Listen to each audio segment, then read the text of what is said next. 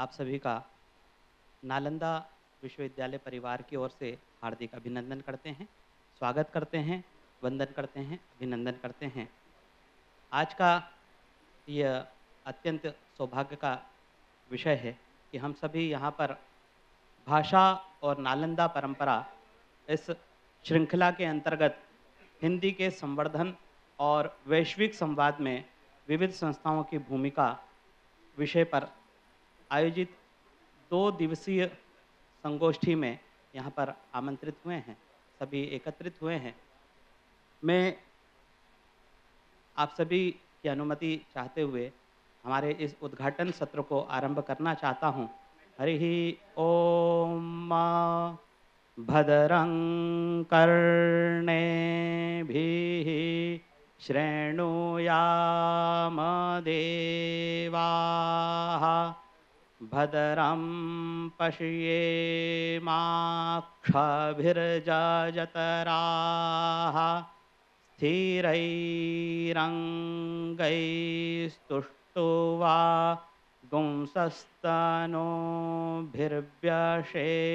महीदेवहितं जदायुः शतमिन्नु शरदो अन्तिदेवा जतरा नश्चकरा जरसन्तनूनाम पुत्रासो जतरा पितरो भवन्ति मानो मध्यारीरिखतायुर्गन्तोः आदितिर्द्यौरादितिरन्तरिक्षमादितिर्माता स पिता स पुत्रः शान्तिः।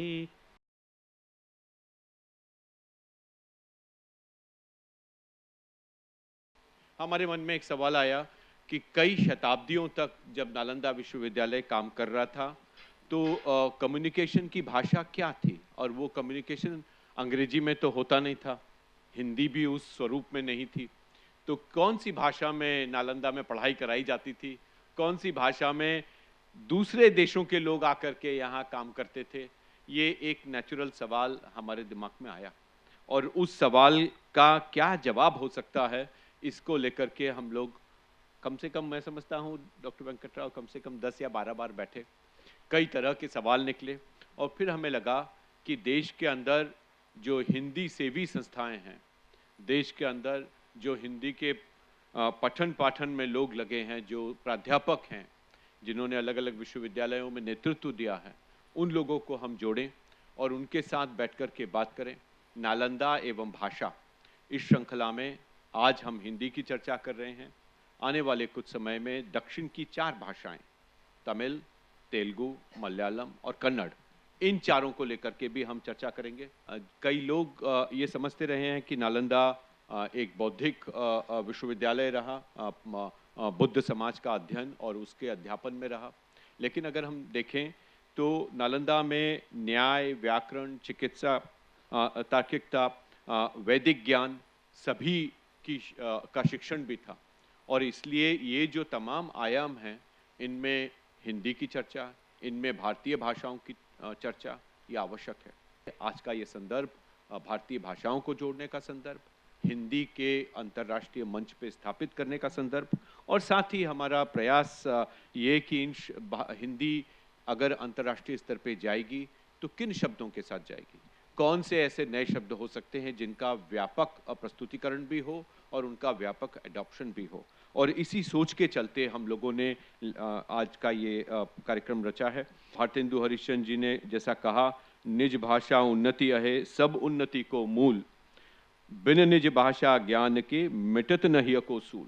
ये सिर्फ हिंदी के लिए नहीं है, ये सारी भारतीय भाषाओं के लिए है। हमने विश्वविद्यालयों के कई प्राध्यापकों को यहाँ बुलाया है, और उसके पीछे भाव यही है कि हम सभी लोगों को साथ में लेकर के इस प्रयास को आगे बढ़ाएं। और इस संगोष्ठी का जो मूल कारण है, जो मूल उद्देश्य है, वो भी इस मॉडल में हिंदी की जो वैश्विक स्थिति है उसके लिए हिंदी को तैयार करना है।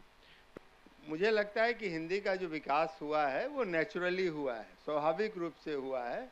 ये भाषा जो बनी अपने देश की वो स्वाभाविक रूप से बनी और ये उसके स्वरूप बदलते रहे और फिर विभिन्न रूपों में आई और ये भाषा विकसित होती गई, लोगों की भाषा रही जब तक।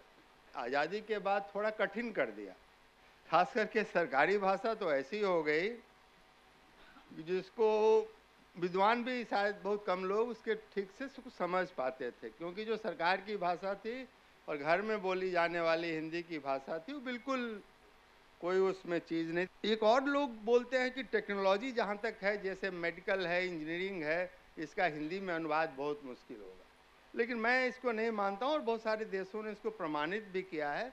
उन सारे देशों में, विकसित देशों में और बहुत सारे देशों में वो अपनी भाषा में वो टेक्नोलॉजी पढ़ाते हैं, चाहे वो इंजीनियरिंग पढ़ा रहे हो चाहे मेडिकल पढ़ा रहे हो।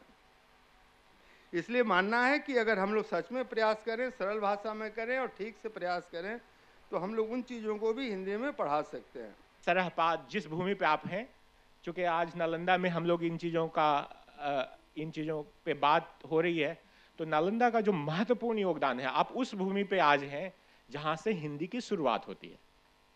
अब यहाँ हिंदी के बहुत सारे विद्वान मौजूद हैं और हमारी जो है ये भी सोच रही है पिछले 75 सालों से कि हिंदी को विश्व भाषा बनाई जाए, लेकिन आज तक जो है हिंदी का स्टैंडर्डाइजेशन नहीं हुआ है।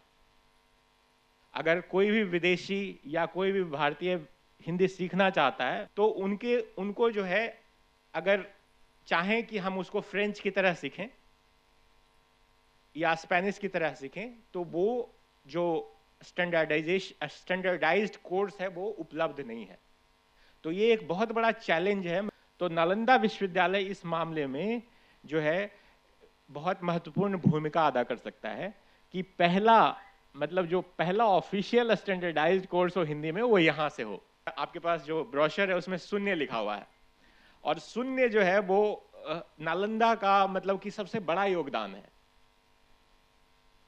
जो विश्वविद्यालय की जो प्रथा है, विश्वविद्यालय जो पूरी दुनिया, जो कॉन्सेप्ट है विश्वविद्यालय का, उसका जन्म यही नालंदा में होता है।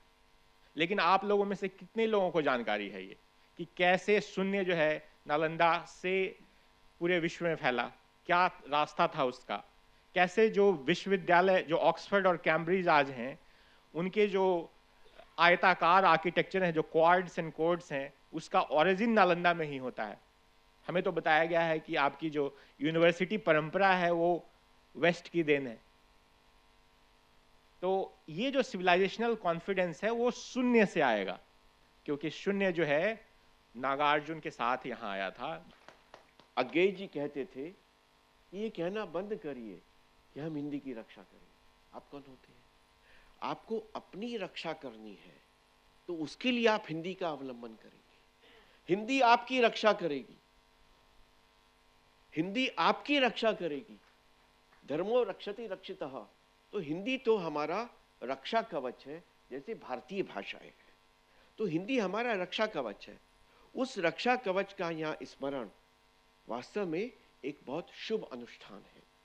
वो विमर्श एक पर्टिकुलर भूमिका पे जो कॉलोनियल पीरियड में पैदा हुई उस भूमिका से उस पे ही चल रहा है। वो भूमिका उसने मिडल ऑफ 20th सेंचुरी में कलकत्ता में फोर्ट विलियम्स कॉलेज में एक प्रोफेसर थे गिलक्रिस्ट, वो हिंदुस्तानी पढ़ाते थे। उसने ये पूरा हायरार्की शुरू किए थे कि हिंदुस्तानी मीडियम भाषा है, हिंदी लोगों की, ये हिंदुओं की भाषा है और उर्दू जो है वो मुसलमानों की भाषा है। वो दोनों में से इन्हों मीडिएट करके एक अच्छी भाषा लेके आएंगे, उनको कहे हिंदुस्तानी। वो प्रोफेसर थे। उसके बाद में वो कॉलोनियलिज्म, वो जो फ्रेमवर्क बनाए हैं, मेरे ख्याल से हिंदी में विचारधारा बहुत सारा आजकल का जो साहित्य विमर्श वगैरह चल रहा है उसी में चल रहा है।